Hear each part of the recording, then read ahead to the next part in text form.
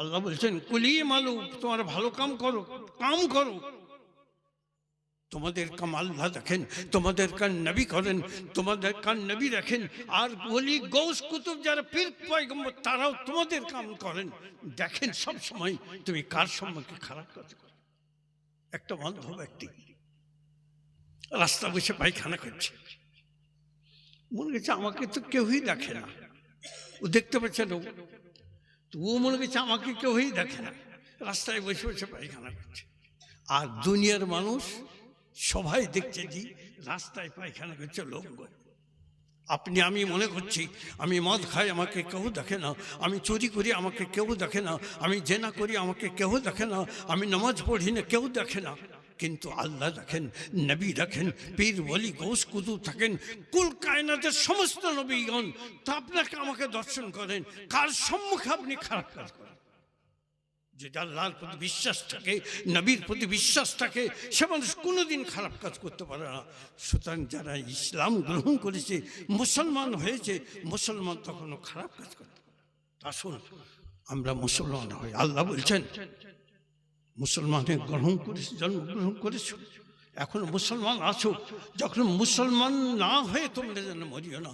আল্লাহ বলছেন লা তামুত ওয়ালা তামুতুন্না, তোমরা মরিও না ইল্লা ওয়া আনতুম মুসলিমুন, যতক্ষণ না তোমরা মুসলমান হও। মুসলমান না হয়ে মরিও না। আপনাকে মুসলমান হতে হবে, বিশ্বাস করতে আল্লাহকে, বিশ্বাস করতে নবীকে। আজ নবীর শানে যদি সামান্যতম বেয়াদবি হয়ে যায়, তা আপনার আমার জীবনের সমস্ত নেকি, সমস্ত নামাজ, সমস্ত বরবাদ হয়ে যায়। আল্লাহ নবী মদিনা মুনাওয়ারায় আলোচনা করছেন, সব বসে আছেন সাহাবায়ে কেরাম।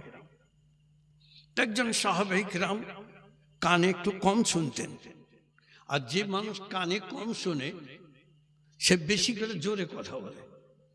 তো সবাই বসে আছেন, নবী পাক বসে আছেন, তা নবী পাকের যে আওয়াজে কথা বলছেন তার চাইতেও সাহাবায়ে কেরামের আওয়াজ বেশি হয়ে গেছে। আদব শিখিয়ে দিয়েছেন আল্লাহ যে নবীর কেমন করে আদব করতে হয়, তার আওয়াজ বেশি হয়ে গেছে।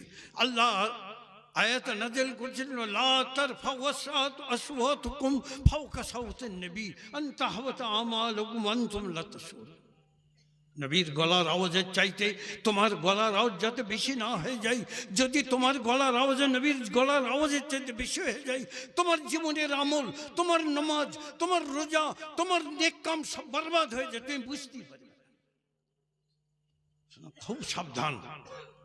আজ যত দল হয়েছে, দেববন্ধু হয়েছে, তাবলিগি হয়েছে, ওয়াহাবি হয়েছে, লামুজাই হয়েছে, শুধু নবীর বেয়াদবি করে। যার নবীর ইজ্জত করে তার সুন্নি জামাতের লোক, যার নবীর মহব্বত করে তার সুন্নি জামাতের লোক, যারা নবীর তাজিম করে তার সুন্নি জামাতের লোক। আর যারা নবীর তাজিম করে, নবীকে মান্য করে, তারাই জান্নাতি দলের লোক, তারাই সুন্নি জামাতের লোক। আসুন ইসলাম কবুল করি। ইসলাম কবুল করার